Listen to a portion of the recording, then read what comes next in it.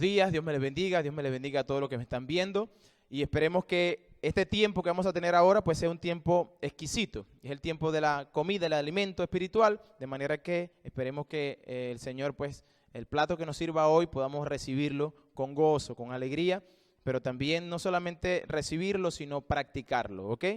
Así que voy a pedir que vamos todos a la Biblia, vamos a ir a Marcos capítulo 2, es donde estamos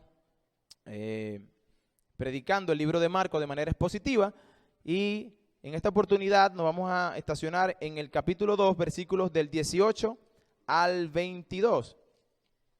Y el título de esta predicación es La exclusividad del Evangelio.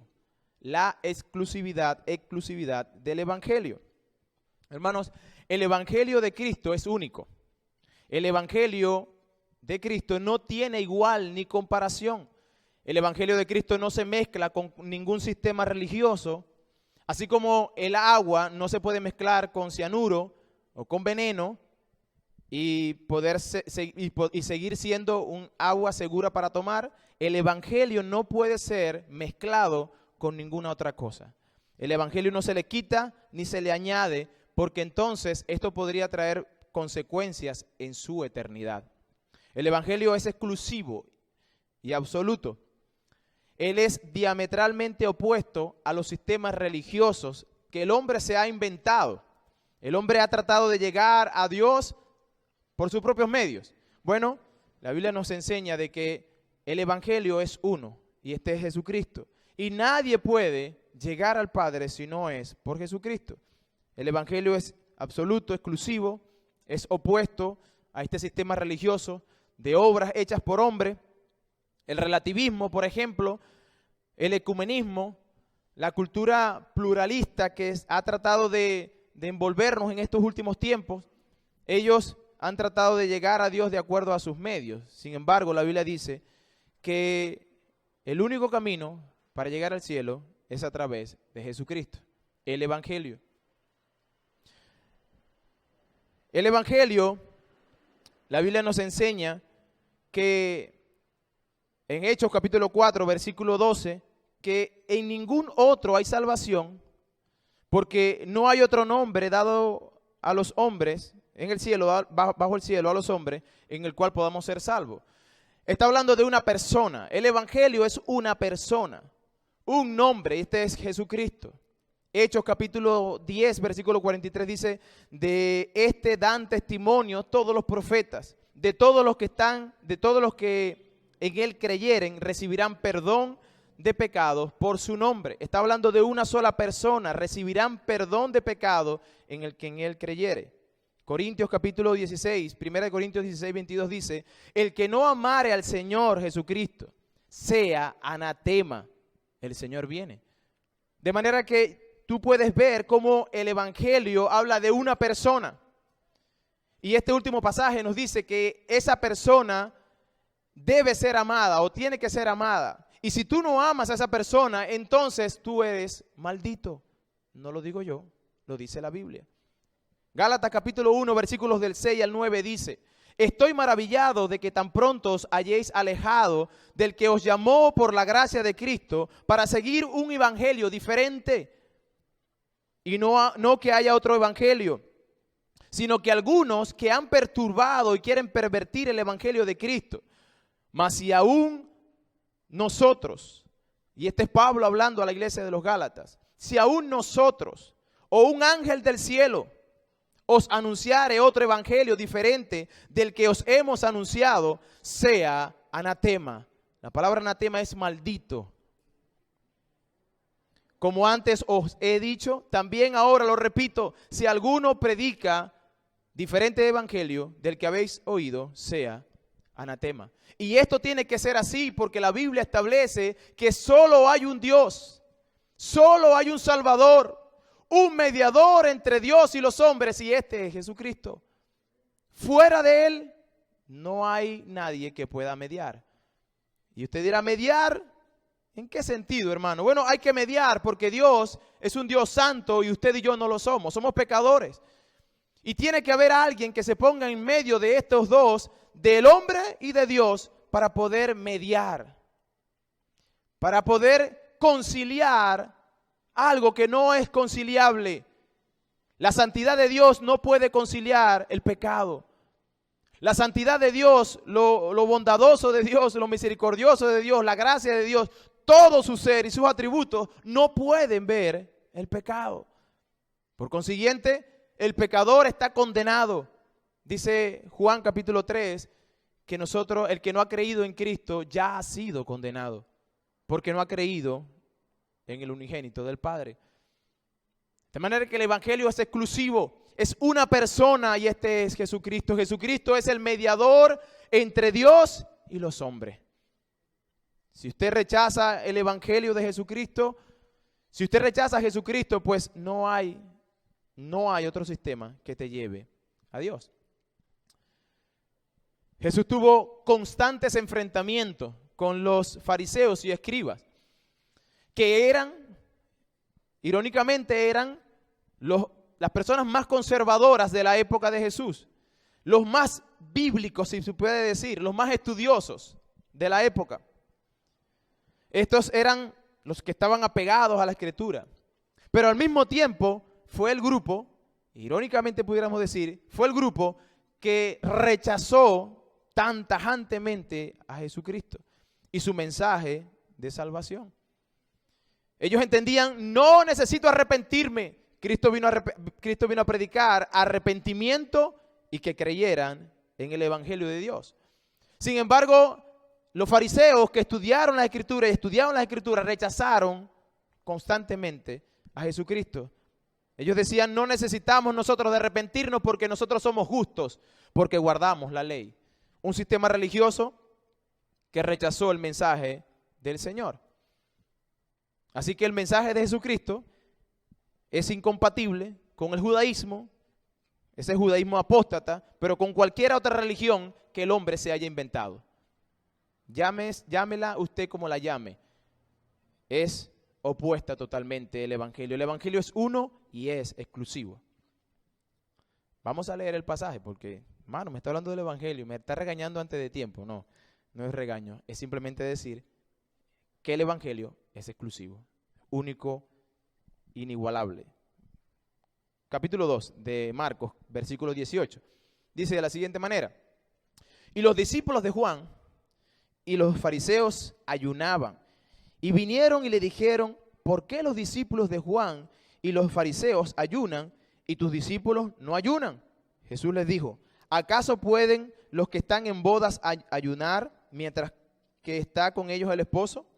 Entre tanto que tienen consigo el esposo, no pueden ayunar. Pero vendrán días cuando el esposo les será quitado, y entonces en aquellos días ayunarán. Nadie pone remiendo de paño nuevo en vestido viejo. De otra manera, el mismo remiendo nuevo tira de lo viejo y hace peor la ruptura. Nadie echa vino nuevo en odres viejos. De otra manera, el vino nuevo rompe los odres y el vino se derrama y los odres se pierden. Pero el vino nuevo, en odres nuevos, ha de echarse. Cristo está en otra de las controversias. Si recuerdan, la semana pasada les mencioné que vamos a ver 5 controversias. Ya hemos visto 2 de ellas, ¿verdad? Aquí está en su tercera controversia. Y lo que vamos a ver es una acusación que le hacen a Jesús. Seguidamente vamos a ver la respuesta que Jesús da a esa acusación y luego una analogía aclaratoria, ¿verdad? Una parábola que va a aclarar todo este punto. En este pasaje nosotros vamos a ver que Cristo utiliza esa pregunta o esa acusación que tienen los fariseos para dejar en evidencia lo errado que estaba el sistema religioso de la época, que estaba tan alejado de lo que era el verdadero evangelio. Y si inmediatamente vemos el versículo 18, dice que la acusación viene de mano de 2 grupos. Uno eran discípulos de Juan el Bautista, y otros eran fariseos. Ahora, ¿cuál era el conflicto en sí? Que Cristo no estaba ayunando, que los discípulos de Cristo no ayunaban. Nosotros ayunamos y ellos no. vamos a hablar qué significa el ayuno. El ayuno es una expresión de piedad. Cuando se está ayunando, es como una expresión de piedad con un propósito espiritual. Tú haces ayuno con un propósito espiritual. Tú tienes una necesidad en tu familia, con tu trabajo, en la iglesia, y entonces tomamos un tiempo, ¿verdad? Separamos un tiempo para estar tristes, afligir la carne por un momento, con un sentido espiritual de lo que yo estoy pidiéndole a Dios. Las personas en el Antiguo Testamento, o más bien Dios ordenó en el Antiguo Testamento solo un ayuno nada más, anual.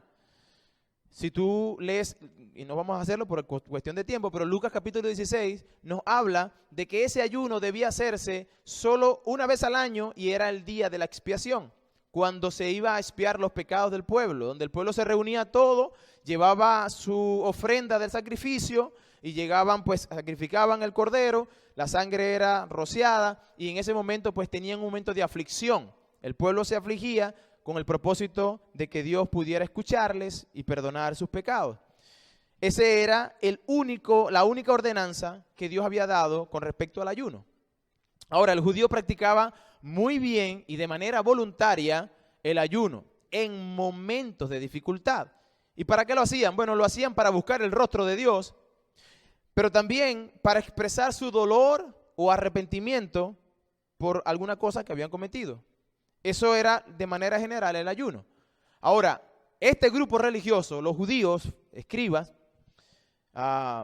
ellos practicaban o entendieron que el ayuno cambiaba la mente de Dios. Ellos creían que porque ellos ayunaban, Dios se iba a someter a la voluntad de ellos. Entonces, ellos de manera egoísta, cuando lo hacían, pensaban que su ayuno, su aflicción, su tiempo de estar sin comer por este tiempo, iba a hacer que Dios cambiara de opinión en cuanto a algún aspecto, que Dios ya había determinado que iba a ser de esa manera. El ayuno motivado por los fariseos, los judíos de la época, esos judíos orgullosos y ritualistas, era rechazado por Dios. ¿Y por qué? Bueno, porque ellos ayunaban para mostrar al pueblo que ellos eran más santos. Ellos ayunaban para mostrarle al pueblo que ellos sí tenían una moralidad o un moralismo, porque es moralismo, ¿verdad? Fuerte, de que ellos eran ese grupo que estaba tan cerquita a Dios que no necesitaban de arrepentimiento. De tal manera que ellos en la ley oral, nada escritural, en la escritura encontramos obligatorio un solo ayuno anual y los demás ayunos que vemos en la Biblia son ayunos voluntarios, donde la persona voluntariamente por una necesidad en específica se guardaba de obtener alimentos porque se dedicaba a la oración y a la lectura de la palabra, buscando el rostro de Dios y que Dios pudiera escuchar su petición. Bueno, pero estos no lo hacían así, sino que estos agarraban todos los lunes y los jueves de sus vidas, estaban asignados para el ayuno. Ellos decían que debían ayunar todos los lunes y los jueves. Y ellos publicaban su ayuno para que todos vieran cuán santos, entre comillas, eran ellos. Y entonces de aquí es que viene su crítica. Su crítica viene porque en un momento vieron a Jesús, recuerdan la semana pasada, comiendo con Leví, teniendo un banquete, y ellos estaban ayunando. Y la acusación vino. Pero Jesús, en Mateo capítulo 16, les va a explicar a sus discípulos cómo debíamos nosotros hacer el ayuno. Si tú lees Mateo capítulo 6, versículo 16, dice, cuando ayunéis, no seáis austeros como los hipócritas. En otras palabras, como estos fariseos legalistas. Porque ellos demudan su rostro para mostrar a los hombres que ayunan. De cierto os digo, ya tienen su recompensa. Ellos buscaban que la gente les viera con contemplación. ¡Wow! ¡Qué santo es tal persona! Bueno, Cristo les dice, de cierto les digo, ya tienen su recompensa. Lo que buscaron, ya lo consiguieron. ¿Qué era lo que ellos querían? Que la gente les tuviera por santos. Personas más espirituales que el mismo Dios. Porque Dios había estipulado un ayuno anual, pero ellos no. Nosotros vamos a ayunar 2 veces por semana todos los días de nuestra vida.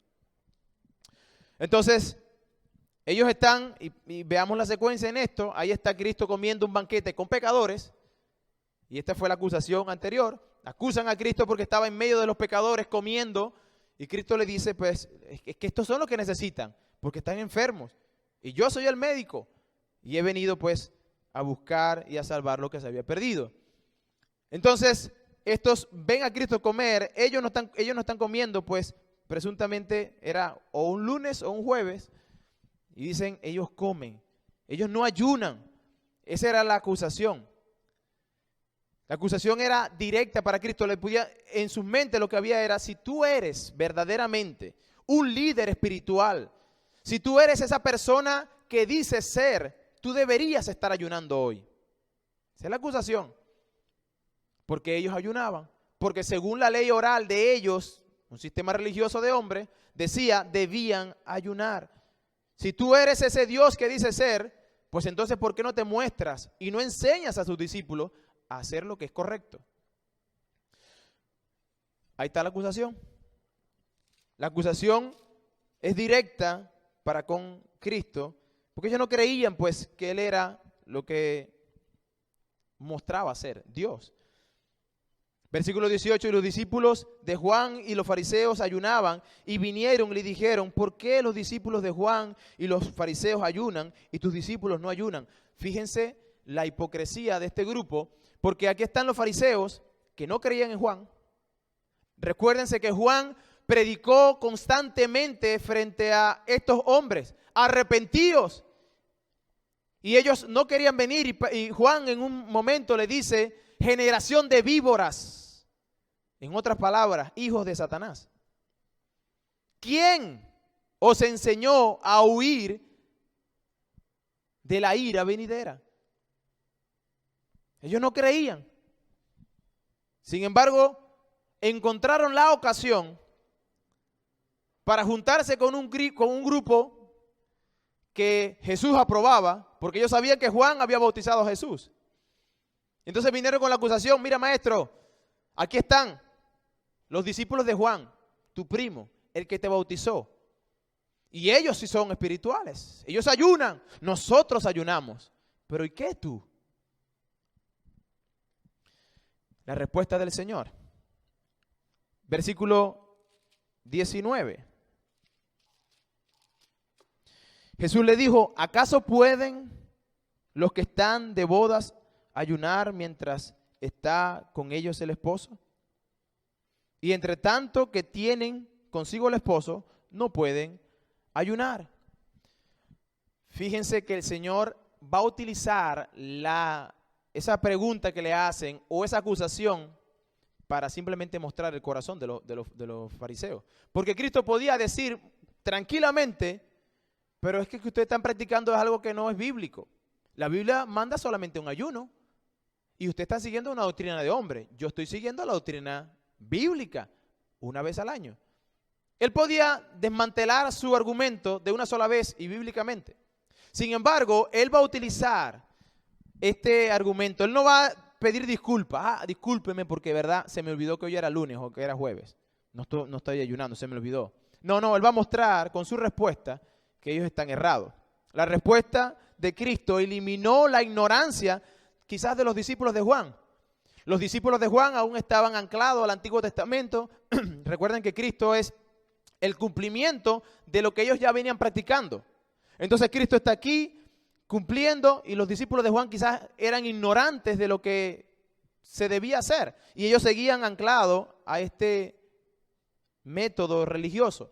Y Cristo va a eliminar por un lado la ignorancia de los discípulos de Juan, pero al mismo tiempo va a abrir o va a sacar o va a mostrar el corazón de los fariseos, lo religioso que eran ellos.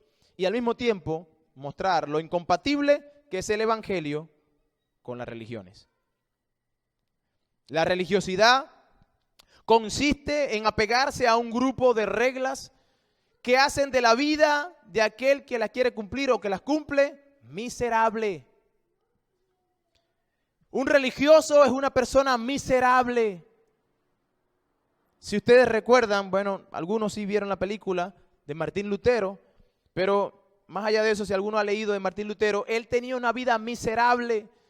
Este hombre quería cumplir a cabalidad lo que la Biblia decía para guardarse de la ley, guardando la ley, para poder alcanzar eso que Dios le pedía o demandaba de él, que fuera justo. Y Martín Lutero constantemente vivió en situaciones difíciles. Él salía desnudo y se ponía su cuerpo al frío extremo, buscando mitigar ese cuerpo o hacerlo débil para que realmente no quisiera pecar. En ocasiones pasaba largas horas sin comer, días sin comer, buscando obedecer a ese Dios. Y cuando a Lutero se le preguntó, ¿tú amas a Dios, Lutero? Él dijo, amarlo, yo lo odio con toda mi fuerza. ¿Y por qué? Bueno, porque yo veo a un Dios que está allí para señalarme constantemente mi pecado. Pero no fue hasta que Lutero se consiguió con el Evangelio. Romanos leyó Lutero y cuando consiguió allí el justo por su fe vivirá. Y Lutero entendió, ok, no es por las obras de la ley, sino que es por la fe. Entonces él fue libre. Pero era un miserable, así como lo son todos aquellos que tratan de vivir una vida religiosa para alcanzar a Dios. Nosotros somos seres pecadores. Y contra eso, usted y yo no podemos luchar. Necesitamos de la ayuda externa. Necesitamos de la ayuda de Cristo. Ese es el sistema religioso. En cambio, el cristianismo consiste en una relación personal e íntima con Jesucristo que nos da gozo y alegría. Como cantábamos esta mañana, estamos de fiesta con Jesús. Es una diferencia abismal. Jesús les dice que no podían ayunar a los fariseos. Dice, no podemos ayunar. Ellos no pueden ayunar porque Él estaba con ellos. Porque no era un momento para estar triste. Porque el ayuno era para estar un momento afligido, en tristeza, de dolor. Pero Cristo le dice, no, ellos no deben ayunar. Este es un momento para gozarse, para emocionarse. No deben estar tristes. Porque están de bodas. Están de fiesta de bodas. Porque aquí está el novio que viene a buscar, que viene a apartar, a cuidar a su esposa, a su novia. Cristo le dice, no es apropiado ayunar en tiempos de boda. Ahora, pensemos en eso. ¿Cómo eran las bodas en el tiempo bíblico? En el tiempo bíblico, las bodas duraban una semana. No era un día, así que los que se quieren casar y quédense más bíblicos de lo bíblico, ahí tienen, una semana. Una semana de fiesta, donde alimentaban a todo el grupo que venía, ¿verdad?, a la fiesta. Tenían que hacer programas para mantener al grupo alegre, contento. Y era una semana de fiesta. Una semana donde los novios estaban en el medio, después que se casaban, estaban en medio de toda la gente, compartiendo toda esa semana. Se negaban de ir a la luna de miel, ¿verdad?, al lugar de disfrute, para simplemente estar una semana más con ese grupo. Duraba una semana, los novios eran tratados como reyes y reinas, todos venían y le traían presentes, los ayudaban, los acomodaban, etcétera, etcétera. No era lógico estar triste. Incluso los rabinos de la época prohibían que alguien estuviera triste en una fiesta de boda. Pero es que pensemos un poquito nosotros acá. ¿Quién puede estar triste en una fiesta de boda? Aquel que lo obligan, ¿verdad? Si tú vas consciente, con todo el amor del mundo, a casarte, tú tienes una sonrisa diferente, una sonrisa que nunca has tenido, una emoción que tú no has experimentado antes. Tú estás alegre y todos los invitados debieran mostrar esa misma alegría. Y si no es así, entonces eso se convierte en ofensivo, ¿verdad? Que tú estés alegre y entonces llegues a ese lugar que está ese hermano, esa hermana, y vengas a expresar tu alegría y entonces te reciba con una cara de limón agrio. Como que ha comido limón, ¿verdad? Eso es ofensivo. Bueno, Cristo le está diciendo a los fariseos, es ofensivo porque aquí está el novio. Aquí está el novio y estamos de fiesta, estamos de bodas, por eso no deben ayunar. Los fariseos entendían muy bien la analogía, porque habían leyes inclusive, como les dije hace un momento, los rabinos decían que no debían estar tristes. Ellos entendieron la analogía, pero al mismo tiempo, Cristo les dice que sí, va a haber momentos de ayunar, pero este momento en específico, no. Cristo está en medio de las bodas. Tener a Cristo como su Señor y Salvador es como estar de fiestas de bodas, hermano. El cristiano no es un ser aburrido, que no soporta la alegría del otro y entonces por eso le predica para que también sea aburrido. No, el cristiano no es un ser aburrido. Dice el Salmo 100, cantad alegres a Dios, habitantes de toda la tierra. Servid a Jehová con alegría. No es una tristeza, es una alegría porque el cristiano entiende de lo que él era y ahora es y será por la eternidad. No es un funeral, no, es una fiesta. Y usted pregunta, bueno, entonces no debemos ayunar porque estamos con Cristo. Bueno, eso no es específicamente lo que Cristo enseñó. Versículo 20 dice, pero vendrán días cuando el esposo le será quitado y entonces en aquellos días ayunarán. La celebración de los discípulos tendría un momento en donde el esposo sería quitado de manera repentina. Esa es la expresión ahí utilizada. Estamos de fiesta, pero en un momento repentino el novio le será quitado. Esto transmite, ¿verdad? La idea en el original es extirpación repentina, de manera violenta, y es obvio que debieran estar tristes. Para ese momento debían estar tristes. Pero dice la Biblia que él iba a resucitar el tercer día, porque él estaba haciendo alusión puntualmente a el hecho de que él iría a la cruz. Él sería llevado a la cruz de manera repentina. En un momento estaba con ellos comiendo y luego estaba orando y de pronto se lo llevaron preso. Entonces dice Cristo, ese es un momento para estar triste. El momento para estar triste cuando Cristo fue quitado era más que justificado. Dice Juan capítulo 16, versículo 20, de la siguiente manera. De cierto os digo que vosotros lloraréis y lamentaréis, y el mundo se alegrará, porque aún vosotros estaréis tristes. Vuestra tristeza se convertirá en gozo. La mujer cuando da a luz tiene dolor, porque ha llegado su hora. Pero después que ha dado a luz un niño, ya no se acuerda de la angustia por el gozo que ya ha nacido un hombre en el mundo. Cristo le está diciendo, mira, a los discípulos en esta oportunidad, voy a ser quitado de ustedes. Y ustedes van a estar tristes. Es normal. El mundo se va a alegrar, pero no se preocupen, porque en algún momento, en 3 días va a pasar de que yo voy a volver a resucitar y ustedes volverán a estar alegres. Pero va a haber momentos de tristeza.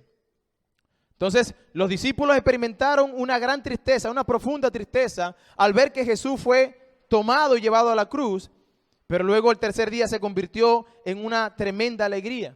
Después de que Cristo ascendió a los cielos, ahora nosotros, como hijos de Dios, voluntariamente, como un acto voluntario, nosotros ayunamos. No como un mandamiento de hombres, sino voluntariamente, con un corazón humilde, que muestra la dependencia de Dios. Eso es el ayuno. Donde apartamos un tiempo, donde no comemos, pero también apartamos un tiempo con el propósito espiritual de buscar el rostro de Dios. Y lo hacemos con humildad. No lo hacemos para que los hombres nos vean, lo hacemos con un corazón contrito, humilde, ¿verdad? Y cuando las personas nos vean, dicen, pues usted no está ayunando nada. Te ve alegre, tiene el rostro rozagante. Bueno, y es que es en lo secreto que Dios nos manda a hacer este tipo de cosas. Porque con el ayuno tú no te haces más espiritual, hermano. Hay personas que dicen, me metí 30 días de ayuno, 40 días de ayuno. Y salí de allí, wow, ahora soy un superhombre. Bueno, realmente usted lo que hizo fue pasar hambre. Porque si lo que quiere mostrarme tú con eso, que tú eres más espiritual que yo, la Biblia dice que recibiste lo que tú querías, estabas buscando. Wow, tú sí aguantas hambre. Pero eso es lo que es. El ayuno no te pone un grado más de espiritualidad. No. Sí, te acerca a Dios, buscar el rostro de Dios. Sin embargo, no añade, no tuerce la mano de Dios, simplemente buscamos la voluntad, el rostro de Dios en ayuno. Nosotros estamos en un mundo caído que está en contra de Dios y por ende va a estar en contra tuya. Por consiguiente, hay ocasiones en las cuales usted y yo vamos a estar afligidos y vamos a tener que ayunar. Vamos a tener que tener un tiempo de decir, Señor, voy a dedicar este tiempo para ti, voy a ayunar. Porque estoy pasando por una aflicción, porque estoy buscando la voluntad, tu voluntad en esta decisión que voy a tomar. Y quiero realmente que tú me muestres en tu palabra qué me estás diciendo. Entonces tomamos tiempo para ayunar. Nosotros ayunamos como no ayunamos como una práctica religiosa o legalista, sino como una práctica de un corazón que busca el rostro de Dios. Una diferencia grande. La religiosidad de los fariseos muestra cuán lejos están de Dios. Cristo no se opuso al ayuno o a la práctica del ayuno como tal, sino a la religiosidad que ellos habían puesto sobre el ayuno. Ellos lloraban, los fariseos lloraban cuando debían estar tristes. Y ahí vemos otra vez la separación que hay una cosa de la otra. Ellos debían estar tristes porque debían estar alegres porque estaba el esposo y ellos estaban llorando. Ellos estaban consumidos en su moralismo, pero Jesús les predicó gracia. No es lo que tú quieres lograr. No, es gracia. Ven solamente por fe. Ellos negaron ser pecadores, pero Cristo predicó un arrepentimiento. Predicó el arrepentimiento. Y ellos, nosotros no tenemos que arrepentirnos de nada. Ellos se desviaron y se dedicaron a cumplir ceremonias y tradiciones buscando el rostro del Señor, pero Cristo buscaba corazones para transformarlos. Estar en Cristo no es estar en un club, no es tener simplemente cumplir una serie de reglas para llegar a estar bien con Dios. No, el problema del ser humano es la transformación de un corazón que está duro, un corazón que está muerto. Y esto es lo que vino a hacer Cristo. Ahora, ¿qué debemos hacer? Si hay una persona allí que me está viendo, o una persona aquí que dice, bueno, ¿qué debo hacer? Entiendo que Cristo vino a buscar corazones humildes. Quizás yo he estado viviendo en una religiosidad que ahora entiendo que está alejado de Dios, porque el evangelio no tiene nada que ver con religiosidad. Entonces, ¿qué debo hacer? Bueno, reconoce tus pecados, confiesa ante Dios que no puedes salvarte a ti mismo, que solo Dios puede hacerlo, que solo Cristo basta y es suficiente. Que a menos que tú nazcas de nuevo, no puedes ver el reino de Dios. Y esto fue lo que Cristo le dijo a Nicodemo. Nicodemo, no puedes nacer de nuevo. Para tú ver el reino de los cielos, tienes que nacer de nuevo. Bueno, la Biblia nos habla de que Él vino a hacer nuevo todas las cosas. Cristo no vino a traer una religión diferente o a arreglar la religión que estaba en el tiempo. No, Él vino a hacer algo nuevo. Y eso me lleva a mi tercer punto, una analogía aclaratoria. Versículo 22.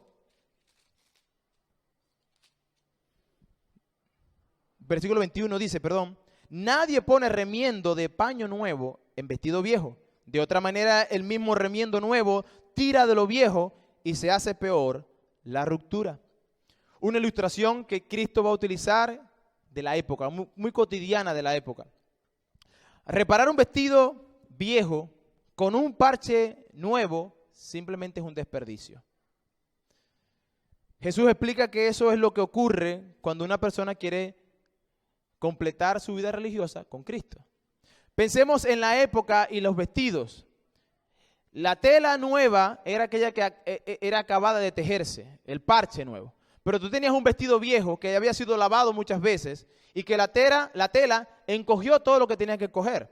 Pero ahora tú tienes un parche nuevo, en una tela en un vestido viejo, y cuando tú ponías eso allí, primero se veía bien feo, porque los colores no coincidían. Pero aparte de eso, cuando tú ponías ese vestido a lavar y lo sacabas, ¿sabes qué pasaba? Esa tela nueva se encogía. ¿Y qué pasaba? Se hacía más grande la ruptura. Entonces ahora ya no tenía un pequeño agujero, sino que tenía un tremendo agujero. Jesús explica, mira, yo no vengo a hacer una religión, yo no soy un parche en tu religión. No, yo soy alguien nuevo. El evangelio de Cristo predicó no se podía poner como un parche a las tradiciones legalistas de los fariseos. Todas las tradiciones que practicaban en el Antiguo Testamento eran sombra de Cristo. Es decir, apuntaban a Cristo, prefiguraban a Cristo. Es decir, ellos mostraban de una manera simbólica lo que iba a venir. Y cuando la religión de hoy quiere ponerle a Cristo como un parche, lo que está diciendo es, Cristo no es la figura que había de venir, no era el que esperábamos. Porque si ya Cristo está aquí, ya no necesitamos todas estas figuras del pasado. Por eso nosotros no celebramos sacrificios de animales. Por eso no celebramos el Sabbat. Por eso no celebramos fiestas de los tabernáculos, ni fiestas de nada. ¿Por qué? Porque nosotros tenemos el cumplimiento en nosotros. A Cristo Jesús. Todo eso apuntaba, todo el Antiguo Testamento apuntaba directamente a Jesucristo. Y Cristo le está diciendo, ya ustedes necesitan todo eso, porque ya yo llegué. Yo estoy aquí. Y el no reconocer esto, simplemente lo que hacía era negar a Cristo. Cuando una persona de manera religiosa quiere vivir su vida y quiere añadirle a eso, ¿verdad?, a la cristiandad, es exactamente, está haciendo contrariamente lo que Cristo está diciendo aquí. Está haciendo un parcho nuevo o está pegando a Cristo en una tela vieja y desgastada. El remiendo viejo, el remiendo nuevo no podía ponerse, ¿verdad?, en un vestido viejo. Cristo no necesita añadidura, Él es suficiente. Tanto es así que la Biblia dice en 2 Corintios 5:17, de modo que si alguno está en Cristo, nueva criatura es. Las cosas viejas pasaron, he aquí todas son hechas nuevas. En Cristo somos nuevos. Primera de Timoteo 2:5 dice, porque hay un solo Dios y un solo mediador entre Dios y los hombres, Jesucristo, hombre. Él es el mediador. Pero aparte de eso, dice Juan 14:6, yo soy el camino, la verdad y la vida. Nadie viene al Padre si no es por mí. Él es el camino, Él es la verdad. Nadie va a llegar al Padre si no es a través de Jesucristo. Jesucristo basta y es suficiente.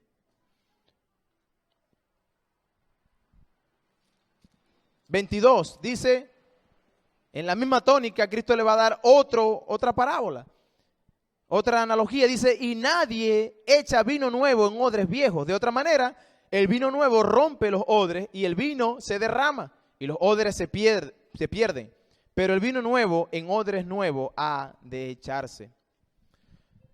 Los odres eran como telmos que se hacían, ¿verdad?, de pieles de cabra en el tiempo bíblico. Y estas pieles de animales, lo que pasaba era que cuando tú echabas el vino en ellos, y el vino era nuevo, y el telmo que tú hacías pues con ese cuero era nuevo, lo que pasaba era que el vino empezaba a fermentar y él empezaba a soltaba gases. ¿Y qué pasaba con ese gas? Porque se tenía que cerrar la tapa de ese contenedor que se hacía, y él empezaba a estirarse, de manera que la fermentación que se daba allí pudiera ser buena y la elasticidad del cuero pues pudiera resistir el vino o toda la fermentación que se estaba produciendo. Pero en el momento que tú echabas vino nuevo, jugo de uva, en un odre que ya estaba estirado, que ya perdía su elasticidad, cuando tú echabas el vino allí, entonces él empezaba a sacar gases y ese odre naturalmente se tenía que romper. Y entonces lo obvio es que se rompía el odre y tú perdías tanto el vino como el odre. En nuestras palabras criollitas, te quedabas sin el chivo y sin el mecate. Y Cristo le está diciendo, mira, vean acá. Ustedes están haciendo que yo, que soy vino nuevo, me vierta en un odre viejo, agrieteado, viejo, por lo que no estamos hablando de que la ley es mala, sino lo viejo de la religión o de las tradiciones que ellos seguían. Las tradiciones que ellos habían impuesto por encima de la ley. Cristo está diciendo, no puede, porque el momento que eso pase, pues se va a romper todo. Jesús lo que dice con esta ilustración es que el evangelio no puede estar en armonía con ningún otro sistema de religión o otro sistema de obras para llegar a la salvación. La gracia no tiene nada que ver con las obras.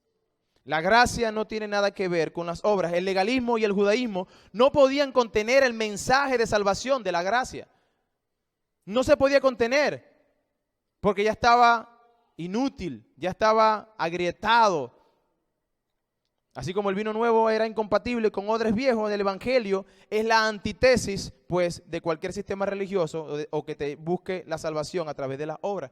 Romanos capítulo 11, versículo 6. Y si por obra, ya no es por gracia. Perdón, y si por gracia, ya no es por obra. De otra manera, la gracia ya no es gracia. Y si por obra, ya no es gracia entonces. De otra manera, las obras ya no es por obra. El evangelio no requiere, lo que requiere, perdón, el evangelio es un corazón humilde ante Dios, que pueda contener el evangelio de la gracia. Con estas palabras, Cristo desmanteló la acusación de estos hombres. No pudieron hacer nada porque ellos reconocían lo alejado que estaban de lo que Cristo estaba diciendo. 3 conclusiones he sacado para este pasaje. Número 1, el cristiano tiene un gozo que el mundo no entiende. Cuando usted está en aflicción, y pensemos en la respuesta de Cristo, estamos de bodas, estamos en las bodas y estamos alegres, pero eso no significa que usted va a estar en el medio de la aflicción, o significa que usted en medio de la aflicción tiene que estar con una sonrisa de oreja a oreja. No, porque nos duele, somos seres humanos. Lo que significa es que el mundo no entiende cómo es posible que a través de las aflicciones que nosotros pasamos, nosotros pudiéramos ver algo bueno en esas aflicciones. Y que a pesar de que estamos llorando, no renegamos de Dios y aceptamos la voluntad de Dios. El mundo no lo entiende. A pesar de que nosotros estemos llorando, pasando por aflicciones, nosotros entendemos que el fin de esa aflicción es algo bueno. Porque dice la Biblia que todas las cosas nos ayudan a bien a los que amamos a Dios.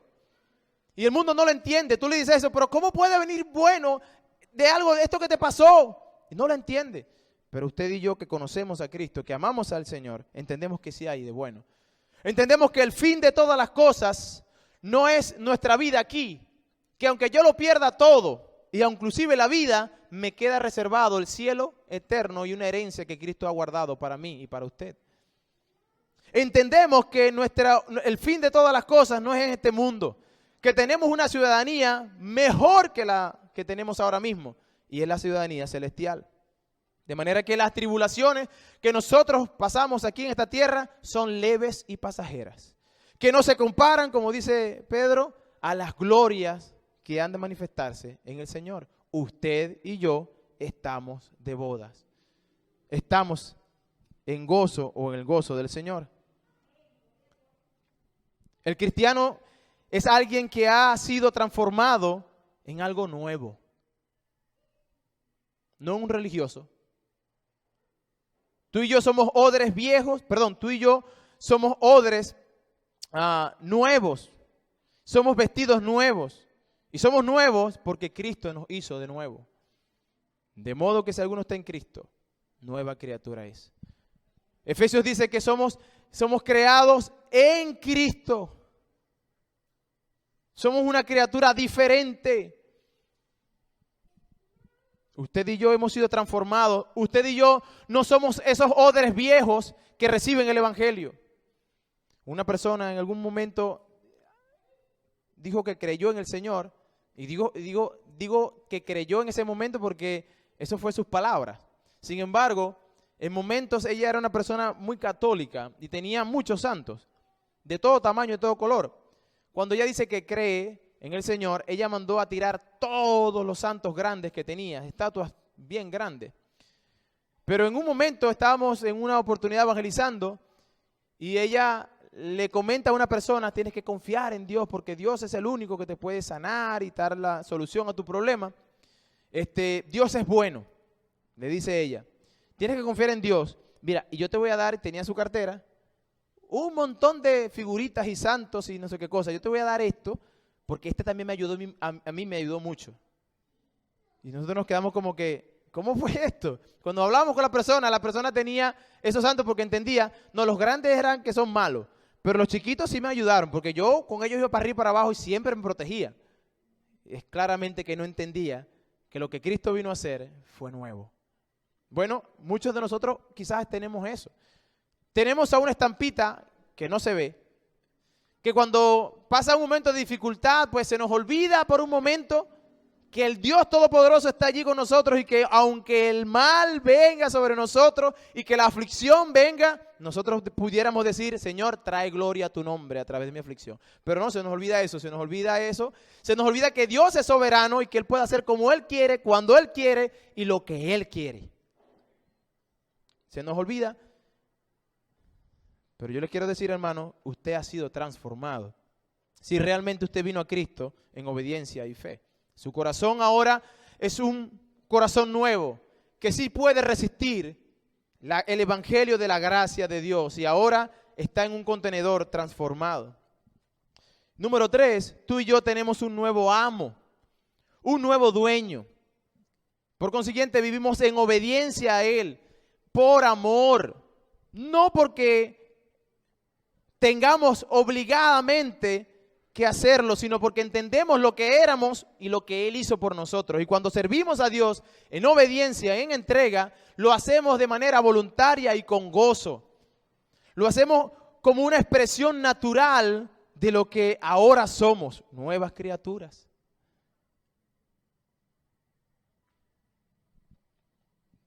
Pero si su condición es que todavía no es una nueva criatura, si su condición es que es un odre viejo, o un vestido viejo, si su condición es de tristeza porque su mundo se encierra en circunstancias muy cerradas a usted, entonces usted necesita nacer de nuevo. Usted necesita venir a la fiesta de boda con Cristo. Usted necesita ser transformado en un odre nuevo y en un vestido nuevo. Gloria a Dios, Cristo hace todo esto. Y le doy una extra, lo hace gratis. No te cobra nada. Cristo no te cobra nada. Su gracia es suficiente. ¿Qué debo hacer? Reconoce tu pecado, ven a Cristo. Con un corazón contrito y humillado, dice la Biblia, y Él no te despreciará. Si esa es tu condición, entonces ore a Dios y pida realmente que transforme su vida. Y nosotros vamos a empezar a ver los frutos en su vida, los frutos dignos de arrepentimiento. Esos que no pueden negar que usted verdaderamente es un hijo de Él. Vamos a orar.